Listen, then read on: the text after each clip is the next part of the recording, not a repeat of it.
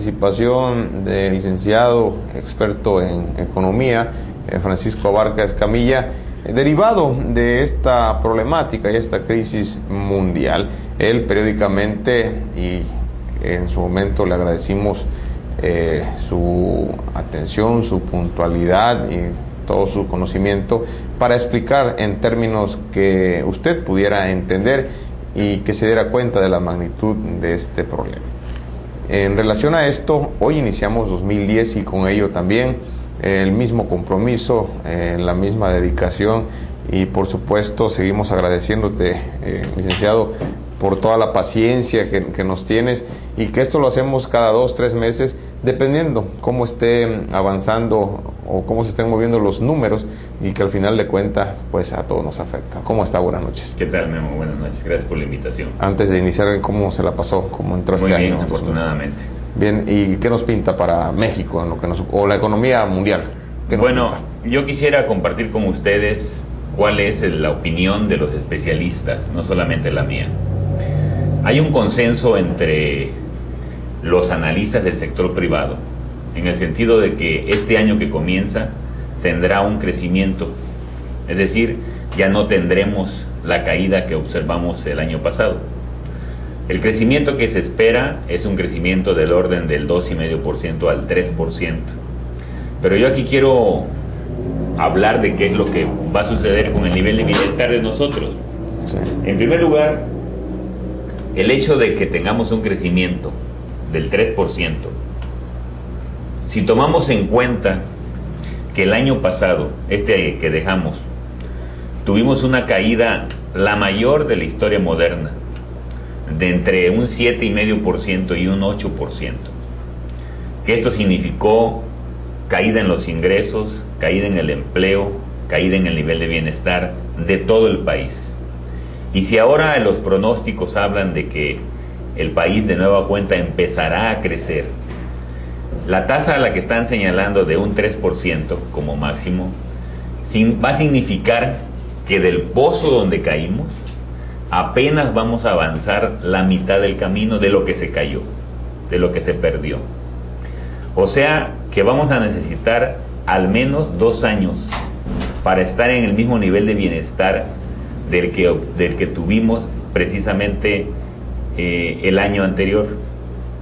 O sea, y si a eso le agregamos que la población sigue creciendo y en consecuencia cada vez hay más jóvenes que están demandando empleo porque ya terminaron, por sus necesidades familiares y por una infinidad de razones, para que la economía pueda tener capacidad para incorporar a todas esas gentes, necesitaríamos cuando menos de 3 a 5 años.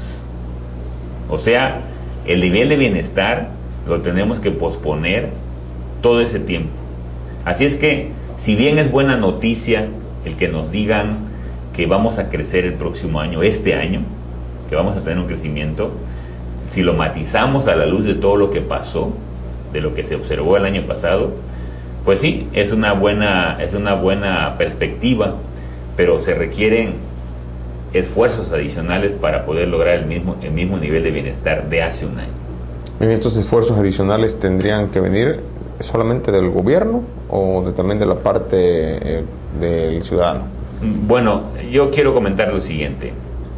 Existen 4 componentes que influyen en el nivel de bienestar de la gente, o en el nivel de producción y en el nivel de empleo. Uno de ellos es el consumo. El nivel de consumo está asociado a cuánto gana la familia, a cuánto gana la persona. Obviamente, si su nivel de ingreso cae, pues el consumo disminuye. Sí.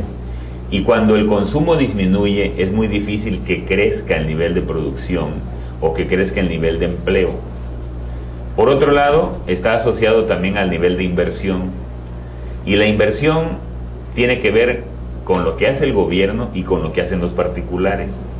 Es decir, en este rubro se requiere que haya un esfuerzo de los dos grupos. Diríamos, lo que tiene que invertir el gobierno, que no se ve que vaya a haber una gran inversión. y lo que tienen que invertir los particulares, en donde ahí vienen, diríamos, esfuerzos de otros países y de otras naciones. Y un tercer elemento es el gasto gubernamental, que por cierto, después de toda esta controversia, de toda esta discusión que se dio sobre la política económica, que hubo mucha difusión en los, diríamos, en los medios nacionales, al final el gasto no se ajustó. Y un elemento adicional viene siendo qué tanto en el mundo habrá, diríamos, apetito por consumir lo que nosotros estamos produciendo como país, y eso se vería en las exportaciones. Es decir, hay un conjunto de factores en donde todo el mundo tiene que participar para que al menos empecemos a crecer.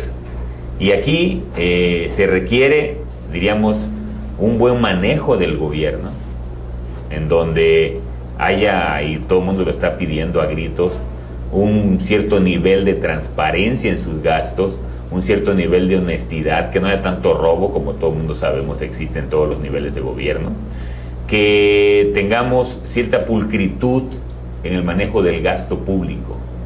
Y por supuesto, por el lado de los particulares, pues se requiere también mucha sensatez para que el gasto familiar, diríamos, se destine a bienes que le dan más nivel de bienestar a las familias, ¿no? Este paquete económico, este gasto, se debe dar entonces, o debe hacerse de manera responsable en el sentido de seguir con la austeridad.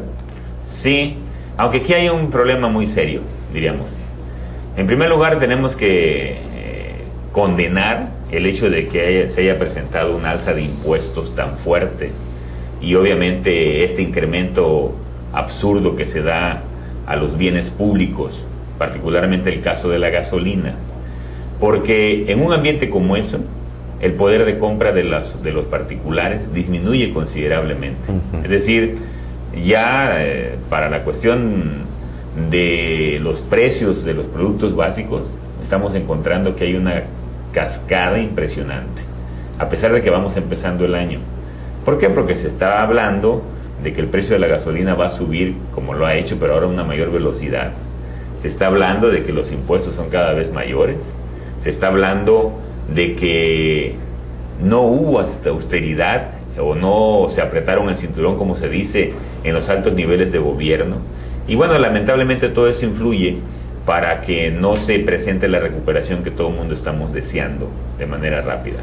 Y un elemento muy importante, desde luego, es el hecho de que el problema que tenemos del crecimiento de la población, a pesar de que ahora las tasas de crecimiento de la población son menores, el hecho de que tengamos más de 107 millones de habitantes en México, pues es un problema bastante serio. Y quiero señalarlo que a nivel mundial pues tenemos casi 7.000 millones de habitantes, o sea, no es cualquier cosa, ¿no? Claro.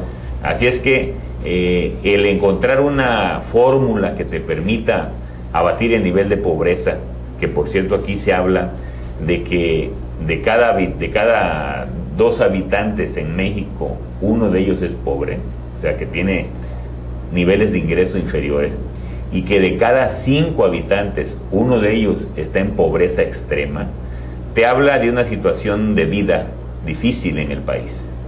Y si a eso le agregamos digamos, pues el nivel de delincuencia que existe, el nivel de inseguridad, el nivel de pocas garantías institucionales para las personas y para los bienes, pues lamentablemente la inversión que se requiere de otros países no llega como todo el mundo desearíamos se hiciera, y que sería un acicate para elevar el nivel de bienestar de toda la nación y de toda la población mexicana, ¿no?